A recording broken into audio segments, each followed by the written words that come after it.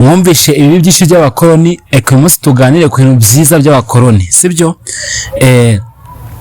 Mu mwaka w'1900 abakoloni nibwo bazanye bwa mbere idini mu Rwanda cyangwa se itorero mu Rwanda. Iryo dini ryazanywe n'abamisiyoneri bitwaga ba White Fathers cyangwa se abapadiri bera.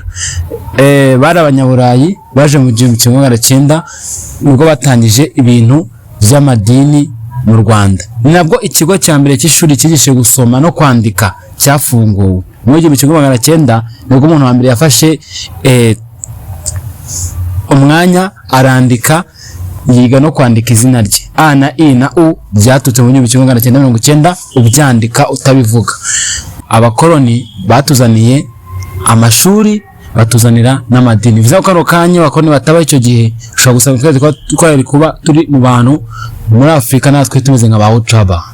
Amadini amaziki, amadini yakuyeho ugabanya ubusinzi bwinshi, kunywa inzoga ndetse no kugira urugomo byatuna tugura yuko ufite amahoro ahongera mu idini, bityo bakamwita murokore, padiri n'andi nkayo. Umumenyi ava mu ishuri, bityo bakamwita professionnel cyangwa se doctor kubera amashuri. Ikindi kintu cyazanye n'abakoloni cyiza ni umuhanda. Mwaka w'1950 imihanda nibwo bwa mbere yaje mu Rwanda.